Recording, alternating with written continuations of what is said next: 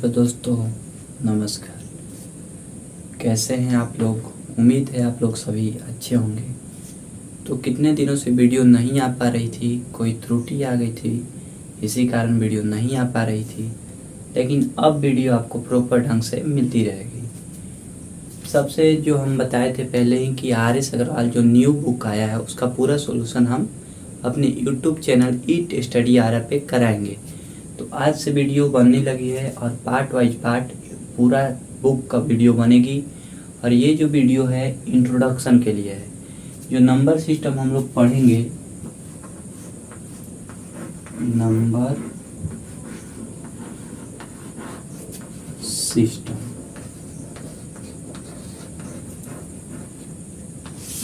Number system यानी संख्या पद्धति। जो नंबर सिस्टम हम लोग पढ़ेंगे ये उसकी इंट्रोडक्शन के लिए वीडियो रहेगी।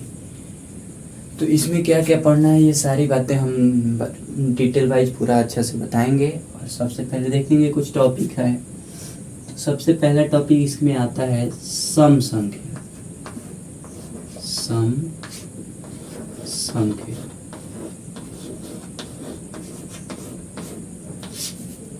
तो सम संख्या क्या होती है कि वैसी संख्या जो दो से पूरा पूरा उसमें भाग लग जाए, यानी कोई भी ऐसी संख्या जिसमें दो से पूरा पूरा भाग लग जाए। जैसे देखिएगा, जैसे 2 है, 4 है, 6 है, 8 है, ऐसे ऐसे कई सारे अनंत तक आते रहेंगे। यानी ऐसी कोई भी संख्या जिसमें दो से पूरा पूरा भाग लग जाए उसको बोलेंगे सम संख्या। अब देखेंगे दूसरा विषम संख्या।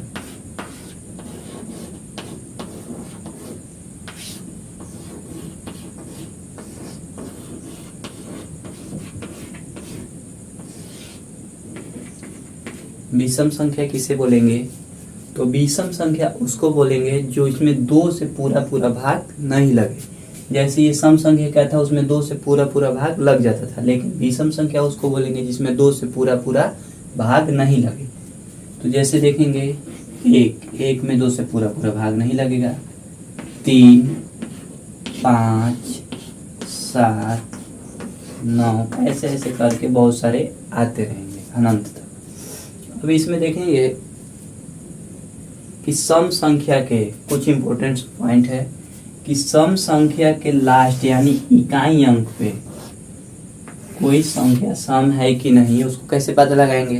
तो उसके इकाई अंक पे ये 5 लेटर आप लोग अक्षर अंक को याद करेंगे। 0 1 0 2 4 6 8। तो सम संख्या कैसे पहचानेंगे? कोई भी संख्या, जैसे मान लीजिए 7 6 4 दिया है, तो कोई पूछेगा ये सम है कि नहीं है, तो इसके इकाई अंक पे क्या है? 4। तो देखेंगे इन पांचों में से, जैसे 0 6 2 4 6 8, इन पांचों में से अगर कोई भी संख्या इसके इकाई अंक पे, कोई भी संख्या के इकाई अंक पे आ जाए तो उसको बोलेंगे कि वो सम संख्या है। आगे देखेंगे ऐसे ही विषम संख्या का। तो विषम संख्या के लास्ट में भी 5 अंक आते हैं, ये भी यहाँ पे नोट कर लीजिए। 1 3 5 7 9।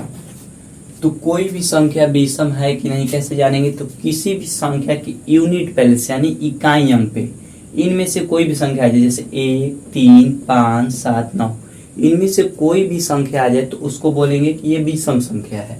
जैसे एग्जाम्पल देखिए 8 4 3, और ये कोई पूछेगा कि ये सम है कि विषम, तो इसके देखेंगे इकाई अंक पे, इकाई अंक पे कितना है? 3। तो ये संख्या कौन सी हो जाएगी? विषम संख्या। तो उम्मीद है कि आप लोगों को सम और विषम का कॉन्सेप्ट समझ में आ गया होगा। आगे देखेंगे भाज्य संख्या।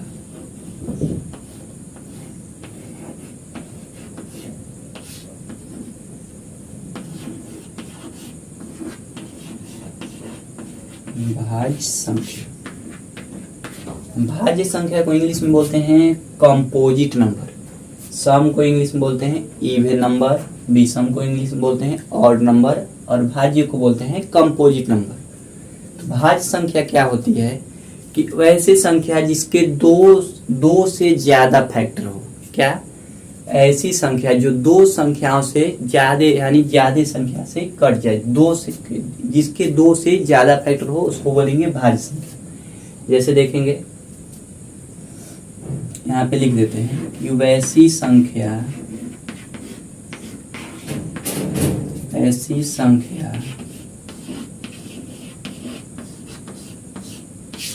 जिसके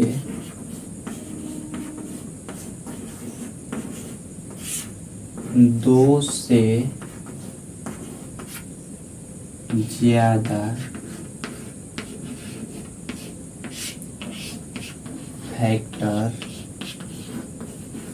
हो। फैक्टर कहने का मतलब क्या है कि इसके जो दो से ज्यादा गुणनखंड हो, यानी ऐसी कोई भी संख्या जिसके दो से ज्यादा फैक्टर होना चाहिए। जैसे एग्जाम्पल में देखिएगा, जैसे 4 है तो ये पूछा जाएगा कि ये भाज्य संख्या है कि नहीं, तो ये भाज्य संख्या है कि नहीं, तो इसके फैक्टर देंगे, यानी फैक्टर यानी ये किस किस संख्या से ये कट जाए, तो वैसे दो से ज्यादा संख्या होनी चाहिए। जैसे ये 1 से कट जाएगा, फिर 2 से कटेगा और फिर 4 से, तो इसके दो से ज्यादा फैक्टर हैं। क्या, इसके दो से ज्यादा फैक्टर है, तो ये बोल देंगे कि ये भाज्य संख्या है। फिर से एक बार कि वैसी संख्या जिसके दो से ज्यादा फैक्टर हो उसे बोलेंगे भाज्य संख्या। जैसे 4 हैं तो इसके 1 2 3 यानी 3 फैक्टर आ गए, तो ये हो गए भाज्य संख्या। और देखेंगे अभाज्य, अभाज्य संख्या।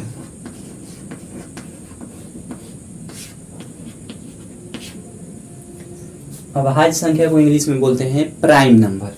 प्राइम नंबर क्या होता है कि वैसी संख्या, लिख देते हैं इसका, वैसी संख्या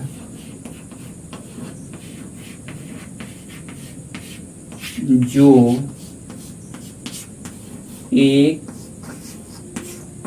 और स्वयं के अलावे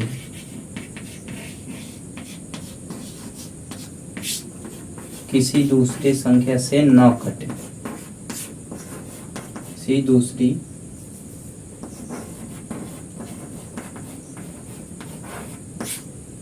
संख्या से न कटे या न विभाजित हो। जैसे वैसी कोई भी संख्या जो एक और स्वयं के अलावे और किसी भी दूसरे संख्या से विभाजित ना हो, यानी प्राइम नंबर यानी अभाज्य संख्या में केवल 2 ही फैक्टर होना चाहिए, लेकिन भाज्य संख्या में इसके जो फैक्टर होना चाहिए 2 से अधिक होना चाहिए, तब बोलेंगे कि वो भाज्य है। और ये प्राइम नंबर में इसके केवल 2 ही फैक्टर, एक भी नहीं होना चाहिए, कम से कम 2 फैक्टर। तो एक बात नोट में लिखिएगा कि जो एक है वो भाज्य है या अभाज्य है, इसमें लोग बहुत सारे कंफ्यूजन में होते हैं, इसको समझाते हैं। तो एक का देखेंगे तो एक केवल अपने आप से ही कटेगा, यानी एक का केवल एक ही फैक्टर है, लेकिन भाज्य संख्या में क्या है 2-3 फैक्टर चाहिए, कम से कम 3, इससे ज्यादा हो सकता है। और अभाज्य में इसके कम से कम 2 चाहिए, लेकिन एक का तो केवल एक ही फैक्टर है, तो एक ना ही प्राइम नंबर है और ना ही कंपोजिट नंबर। कहने का मतलब क्या कि एक ना तो भाज्य संख्या है और ना ही अभाज्य संख्या। यहाँ नोट में लिख लेंगे, यहाँ पे लिखवा देते हैं, एक न प्राइम है और न ही कंपोजिट। ये नोट में लिख लीजिएगा आप लोग कि एक ना तो ही भाज्य संख्या है और ना ही अभाज्य संख्या। उम्मीद है यहाँ तक समझ में आई होगी। अब आगे बढ़ेंगे तो हम लोग सम देख लिए, विषम देख लिए, भाज्य संख्या देख लिए, अभाज्य संख्या देख लिए। अब देखेंगे स या भाज्य संख्या।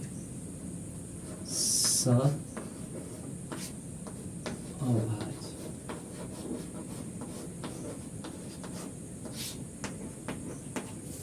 इस स या भाज्य संख्या क्या होती है कि वैसी कोई दो संख्या, क्या वैसी कोई दो संख्या जिसका एचसीएफ एक आए कोई भी दो संख्या जिसका एचसीएफ एक है उसको बोलेंगे सहअभाज्य संख्या। तो इसको भी लिख देते हैं, वैसी दो संख्याएं जिसका एचसीएफ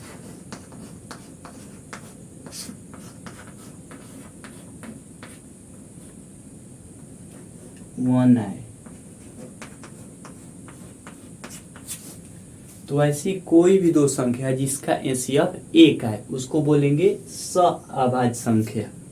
अब देखेंगे ये समझ में आ गया, जैसे एग्जांपल में देख लेंगे, 2 हो गया, 3 हो गया, 3 हो गया, 5 हो गया, इन सब का एचसीएफ जब निकालेंगे तो एक ही आएगा।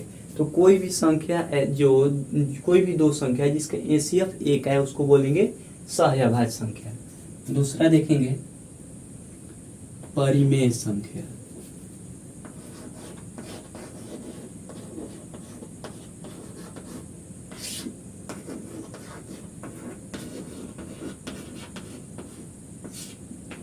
परिमेय संख्या किसको बोलेंगे? तो वैसी संख्या जिसे p/q के रूप में लिखा जा सके लेकिन q बराबर 0 ना हो। अब इसको समझेंगे कैसे, यानी कोई भी संख्या जिसे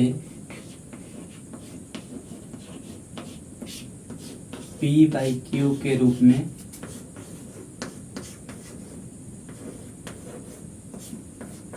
लिखा जा सके लेकिन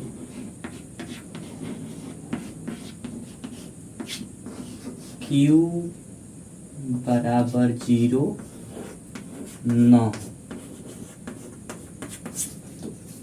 परिमेय संख्या किसको बोलेंगे? कि ऐसी कोई भी संख्या जिसे p/q के रूप में लिख सके जिसके q बराबर 0 ना हो उसको बोलेंगे परिमेय संख्या।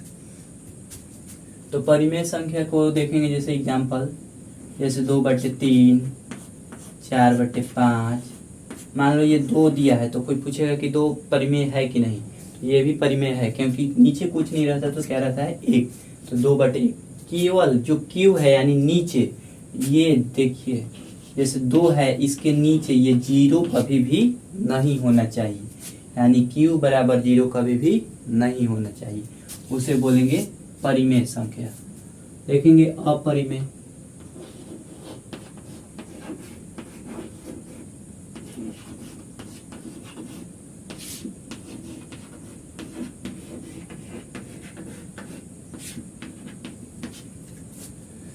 वैसी संख्या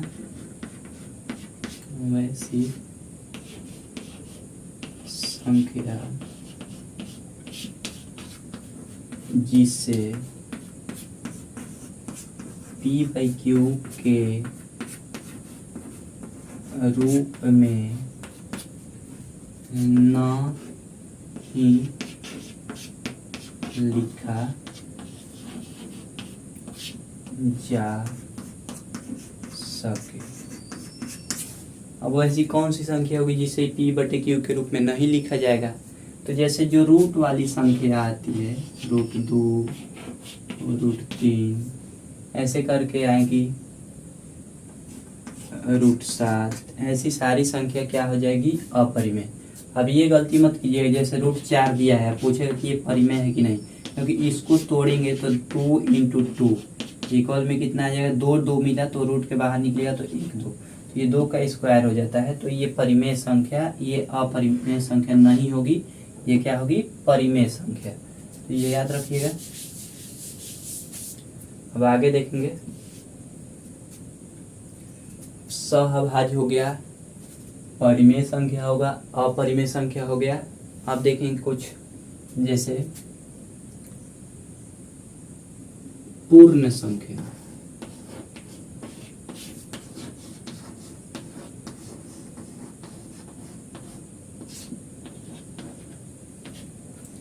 पूर्ण संख्या क्या होती है?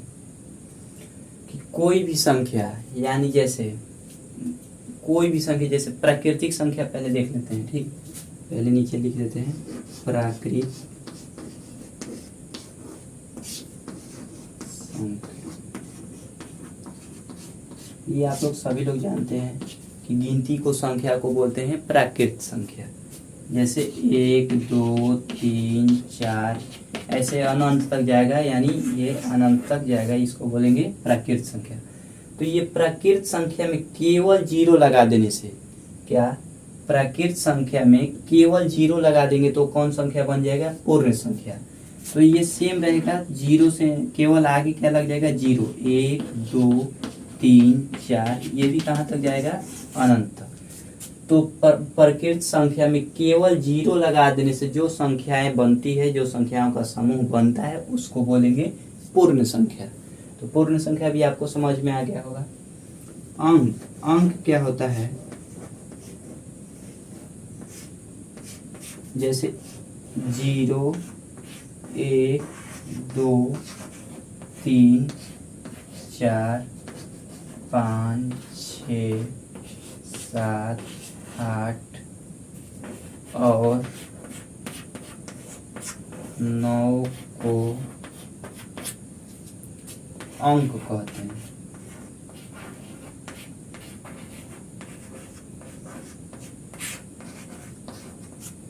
अंक क्या होती है कि जैसे 0 1 2 3 4 5 6 7 8 9 ये सब क्या है? अंक है। अब इसके अलावा और कोई भी संख्या अंक नहीं होती। इसी अंक से ये कितने हैं? 10। इसी से मिलके कोई भी संख्या बनती है। तो अंकों के समूह जब एक साथ अंकों को मिला दीजिएगा तो संख्या बन जाएगा। जब अंकों के समूह को क्या बोल देंगे? संख्या। तो ये बाकी पूरा कंसेप्ट क्लियर हो जाएगा, हो गया होगा। और देखेंगे आगे।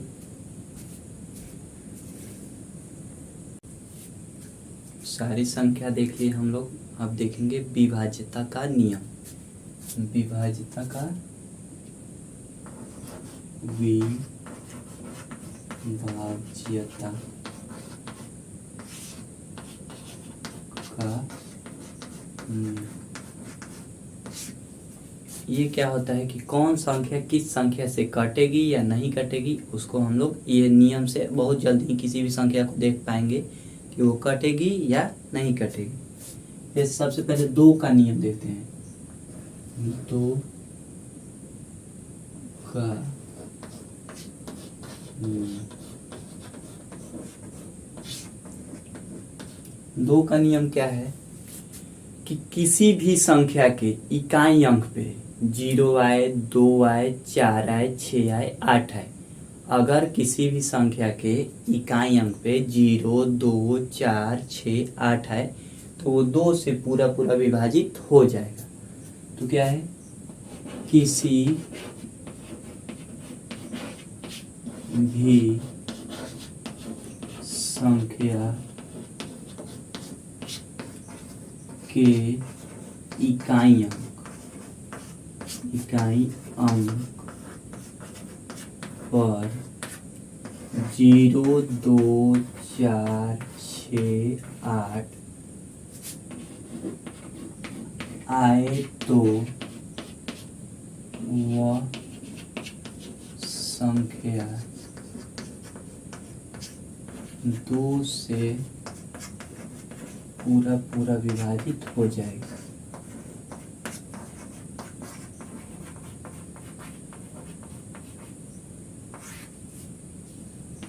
हो जाएगा।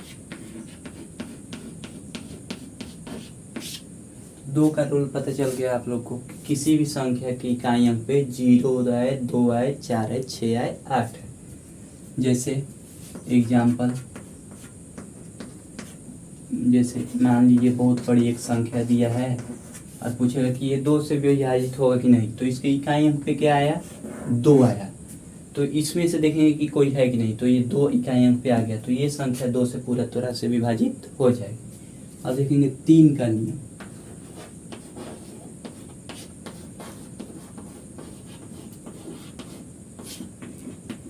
अंकों का योग, सभी संख्या जो भी संख्या दिया है संख्याओं के अंकों का योग करेंगे। योग करने पे जितना आएगा उसको 3 से डिवाइड करेंगे। अगर वो कट गया 3 से पूरा पूरा तो पूरी संख्याएं 3 से विभाजित हो जाएगी। तो लिखेंगे संख्याओं का अंकों का योग, अंकों का योग 3 से पूरा पूरा विभाजित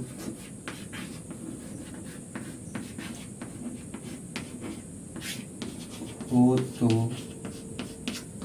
वह संख्या 3 से विभाजित हो जाएगी।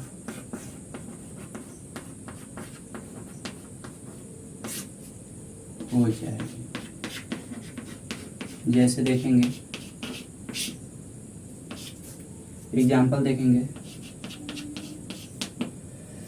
8 दिया है, 4 दिया है, 6 दिया है, फिर दिया है 4 दिया है, फिर 2 दिया है। आप देखेंगे पूछेगा कोई कि ये 3 से कटेगा कि नहीं, तो क्या करेंगे, अंकों का योग करेंगे। तो 8 4 12, 12 6 18, 18 4 22, 22 2 24। तो क्या 24 में 3 से पूरा पूरा भाग लगेगा कि नहीं? क्या करेंगे, 3 से भाग देंगे तो 3 8 24, यानी 3 से ये 24 पूरा पूरा कट जा रहा है। तो ये भी संख्या 3 से पूरी तरह से विभाजित हो जाएगी। तो उम्मीद है कि 3 का भी डिविजिबिलिटी रूल आप लोग को समझ में आया होगा। अब देखेंगे 4 का नियम। 4 का नियम क्या कहता है कि दहाई तथा इकाई अंक से बनी संख्या, इकाई अंक से बनी संख्या 4 से विभाजित हो, 4 से विभाजित हो तो वो पूरी संख्या, तो वह पूरी संख्या 4 से विभाजित हो जाएगी।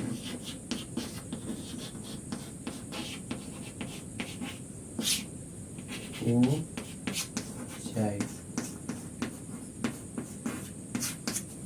ये क्या दिया है कि कोई भी संख्या दिया है तो उससे देखेंगे कि दहाई और इकाई अंक से कौन सी संख्या बन रही है। जैसे एग्जाम्पल देखेंगे,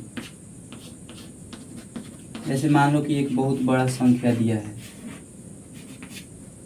अब इसको पूछा जाएगा कि ये 4 से डिविजिबल है कि नहीं, तो इसके देखेंगे दहाई और इकाई। तो दहाई और इकाई से कौन सी संख्या बनी, 6 और 4। दहाई के अंक पे क्या है 6 और इकाई के अंक पे 4, तो इनसे कौन सी संख्या बनी 64। तो क्या देखेंगे कि ये 64 4 से डिविजिबल है, तो इसको 4 से काटेंगे ये एक बार, और ये 24 4 6 24, तो 16 बार में ये पूरा पूरा कट जा रहा है। तो यानी ये संख्या 4 से पूरी तरह से डिविजिबल हो जाएगी। तो 4 का भी नियम आप लोग को समझ में आ गया होगा, उम्मीद करते हैं। और अगला चलते हैं 5 का नियम। 5 का नियम, अगर इकाई अंक पे 0 या 5 आए तो वो संख्या 5 से विभक्त हो जाएगी। इकाई अंक पर 0 या 5 आए तो वह संख्या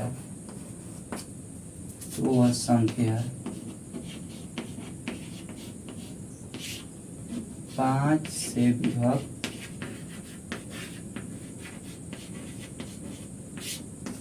हो जाएगी। तो क्या बोले हैं कि इकाई अंक पे, तो जैसे एग्जांपल देखेंगे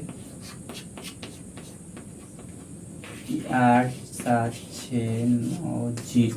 अब कोई पूछेगा ये 5 से कटेगा कि नहीं, तो इसके इकाई अंक पे क्या आ गया, 0 आ गया। तो हम क्या बोले, या तो 0 आए या 5 आए, कोई भी दोनों में से आ सकता है। जैसे 7 8 6 5, ये बोलेंगे कि 5 से कटेगा कि नहीं, तो इसके इकाई अंक पे क्या आ गया 5, तो ये भी 5 से डिविजिबल हो जाएगा। तो उम्मीद करते हैं कि 5 का नियम तक भी पूरा ये 2 3 4 5 का नियम समझ में आप लोग को आया होगा। 5 तक आप लोगों को समझा दिए थे विभाज्यता का नियम। अब 6 नंबर से देखते हैं 6 का नियम।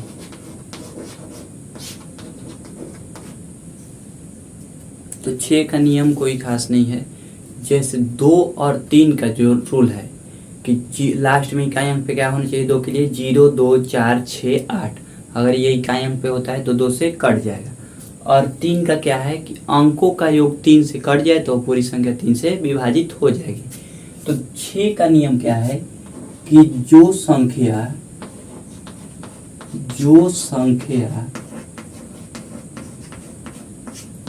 2 और 3 से विभाजित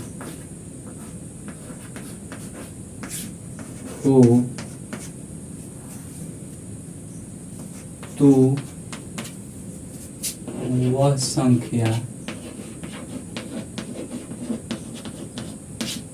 6 से विभक्त होगी।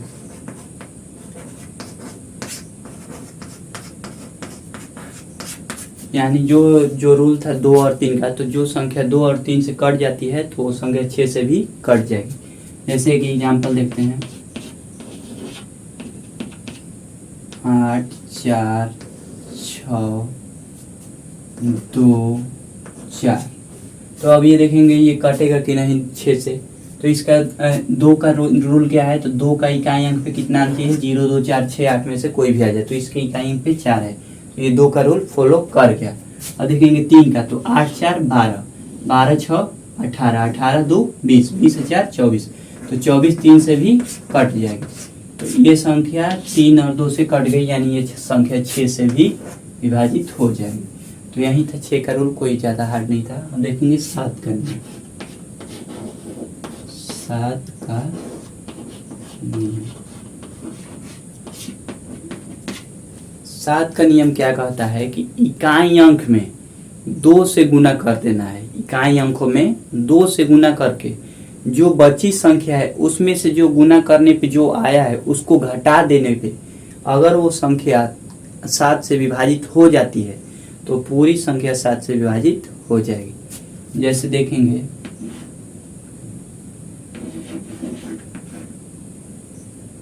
ये 217 दिए हैं, तो क्या करेंगे, इसके इकाई अंक क्या हो गया 7। तो इकाई अंकों में पहले क्या करना है 2 से गुना। तो इकाई अंक में कितना गुना किए तो आया 14। तो इकाई अंक में गुना किए तो कितना आया 14। तो ये 14 को ये बाकी जो संख्या बच जाएगी कितनी बची 21। तो 21 में से इस 14 को घटाएंगे तो कितना आएगा 7। 7 क्या 7 से डिविजिबल नहीं है, तो ये 7 से डिविजिबल है। तो ये पूरी संख्या 217 7 से क्या हो जाएगी डिविजिबल हो जाएगी। उम्मीद है आप लोग देखते हैं एक और एग्जांपल, जैसे 832। इसको चेक करेंगे ये 2 से कटेगा कि नहीं। तो ये इकाइयाँ क्या है 2 में फिर 2 से गुना कर देंगे, तो 2 गुने 2 कितना आएगा 4। तो ये 4 है।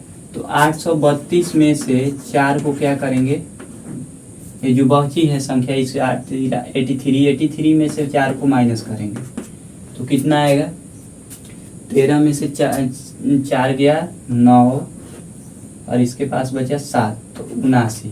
तो ये 79 7 से नहीं कटेगी, तो ये संख्या 7 से भी नहीं कटेगी। तो ऐसे ही संख्या देखेंगे लास्ट में 2 से गुना कर देंगे, जो भी इकाई अंक होगी उसमें 2 से गुना कर देंगे, जो संख्या बची रहेगी उसमें से उस संख्या को घटा देंगे जितना गुना करने पे आया है, और तब देखेंगे कि ये 7 से कटेगा कि नहीं। अगर कट जाए तो पूरी संख्या 7 से विभाजित हो जाएगी, या नहीं कटे तो विभाजित नहीं होगी। यही 7 का नियम है। 8 का नियम देखते हैं।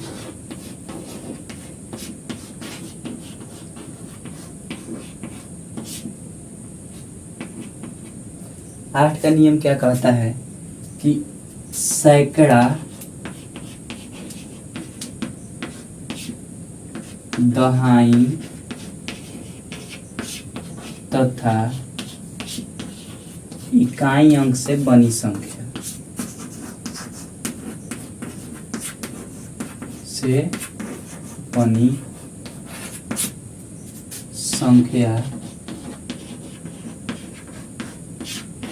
8 से विभाजित हो।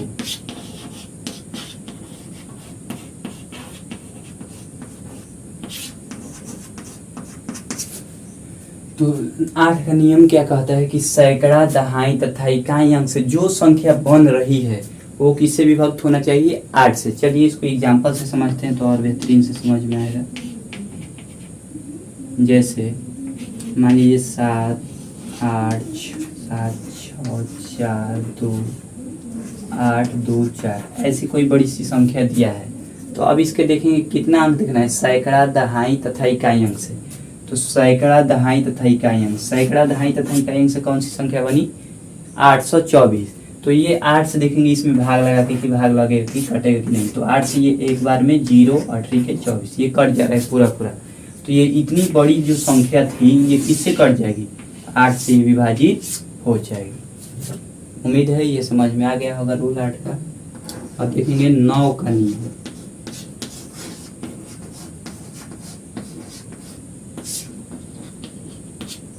नौ का नियम क्या कहता है? जैसे आप लोग को 3 का नियम समझाएं कि अंकों का योग 3 से कट जाना चाहिए, तो यहाँ पे जो संख्या का अंकों का योग 9 से कट जाना चाहिए।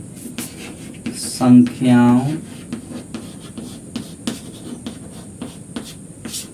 का अंकों का योग 9 से विभक्त हो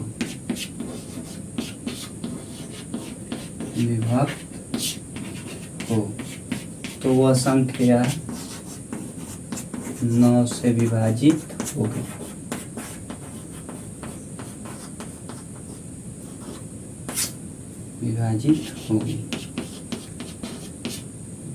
तो जैसे कोई भी संख्या ले लीजिए 9 8 1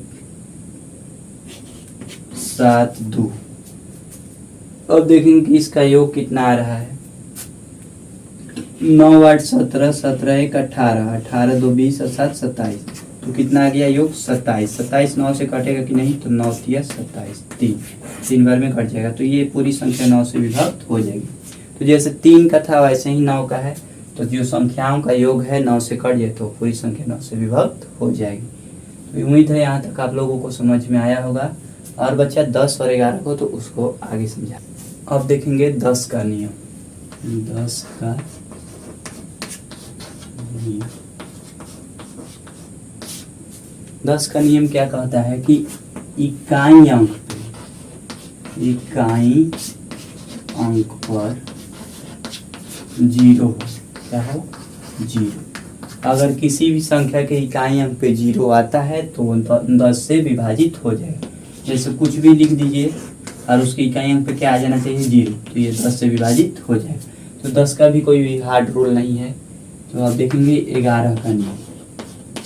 11 का नियम क्या कहता है कि कोई भी जो संख्या दिया रहेगा उसको इकाई अंक से बाईं ओर को ले जाएंगे एक अंक छोड़ के।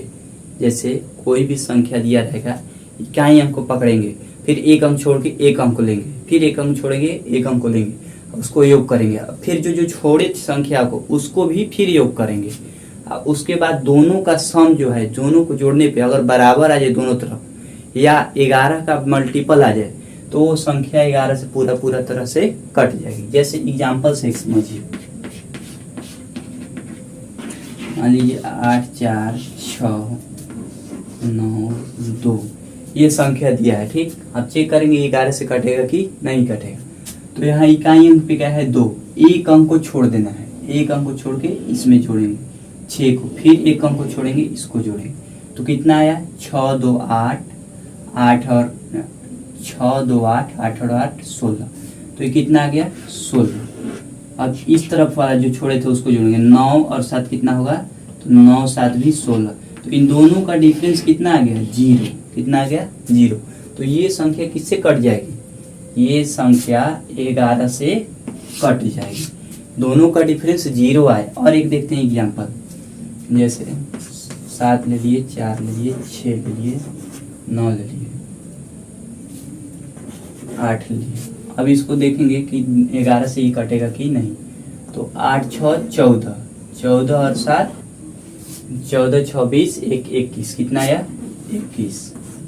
और यहाँ पे जोड़ेंगे तो 9, 4, 13, कितना आया 13। तो इन दोनों का डिफरेंस कितना आएगा, तो 11 से 3 गया, ये दोनों का डिफरेंस निकालेंगे तो 11 में से 3 गया, कितना बचेगा 8, और यहाँ से 1, 18 है। तो ये 18 नहीं कटेगा। मान लीजिए यहाँ पे हम लोग कोई संख्या को चेंज करते हैं, यहाँ पे 2 कम लेते हैं ताकि ये कट जाए, 2 लिख दिए, तो यहाँ पे कितना आएगा 9 और 2 11। अब इन दोनों का डिफरेंस कितना आया 11 और ये 21। यहाँ पे 1 लेते हैं क्योंकि डिफरेंस चाहिए, तो यहाँ पे 10 हो जाएगा। तो इन दोनों का डिफरेंस कितना आया, 1 में से 0 गया 1 और 2 में से 1 गया 1, डिफरेंस कितना आया 11। ये हम आप लोग को समझाने के लिए यहाँ पे ऐसा एक लिए हैं ताकि आप लोग को समझ में आ जाए। तो यहाँ डिफरेंस कितने का आया 11 हो गया, तो यानी इन दोनों के बीच का डिफरेंस 11। तो ये संख्या किससे कट जाएगी 11 से कट जाएगी। यानी कहने का मतलब कि इकाई अंक से एक संख्या को छोड़ के जोड़ेंगे, फिर जोड़ेंगे, और जो बची है संख्या उन दोनों को जोड़ दिए। फिर यहाँ पे भी वैसे सेम किए, और संख्या होती तो और जोड़ते। अब जोड़ने के बाद दोनों तरफ अगर 0 आए या 11 आए या 11 के मल्टीपल है, मल्टीपल यानी गुणनखंड 22, 33 ऐसे करके 11 का कोई भी मल्टीपल आए तो 11 से कट जाएगा। उम्मीद करते हैं 11 का रूल आप लोग को समझ में आया होगा। आगे बढ़ते हैं, कुछ देखते हैं नियम 11 का। जो विभाज्यता का नियम था यहीं तक था, और जो बाकी है सब तोड़ तोड़ के जैसे जैसे क्वेश्चन बनवाएंगे समझाते जाएंगे। और जो देखेंगे अब अगला टॉपिक है स्थानीय मान। स्थानीय मान, स्थानीय मान को इंग्लिश बोलते हैं प्लेस वैल्यू। जैसे कोई संख्या दिया है, समझ लीजिएगा आप। अब इसमें सारे अंक जो दिए हैं, जैसे पूछ दिया कि 6 का स्थानीय मान बताओ, 7 का बताओ, ये 8 का बताओ, तो कैसे निकालेंगे। तो इस 6 का पूछा तो इकाई अंक में 1 से गुना होता है, किससे 1 से। दहाई अंक में 10, दहाई अंक में तो 10। ये सैकड़ा की जगह पे है तो किससे गुना होगा 100 से। ये 1000 की जगह पे है तो 1000 से। 1000 की जगह पे है, 10,000 की जगह पे है तो इसको 10,000 से करेंगे। जैसे देखिए इकाई, दहाई, सैकड़ा, 1000, 10,000, लाख, और ये लाख की जगह पे है तो 1 लाख से गुना कर देंगे। तो ऐसे देखिए इकाई अंक पे 1 था तो 1 से गुना किए, दहाई अंक पे 10 होता है तो 10, सैकड़ा के 100, 1000 का 1000, 10,000 का 10,000, 8 का 1000। तो ऐसे कोई पूछेगा कि 2 का स्थानीय मान बता, तो 2 में 1 से गुना करेंगे 2 आएगा। 8 का बता, तो 8 में 10 से गुना करेंगे 80 आएगा। 6 का बता, तो 6 सैकड़ा स्थान पे है तो 6 लिखेंगे और 2 जीरो। फिर पूछेगा 8 का बता, तो 8 कितने स्थान पे है 1000वां स्थान पे, तो 8 लिखेंगे 3 जीरो। 7 कितने स्थान पे है, तो 10,000 के स्थान पे 7 लिख के 4 जीरो। ये 8 कितने भाषा 1 लाख यानी 1 लाख के स्थान पे, तो 8 लिख के 5 ठो जीरो। ऐसे ही निकलता है स्थानीय मान। ज्यादा नहीं सोचना है तो 2 है तो 2। 8 के बाद कितना अंक, देखिए 2 तरीका से भी लिख सकते हैं।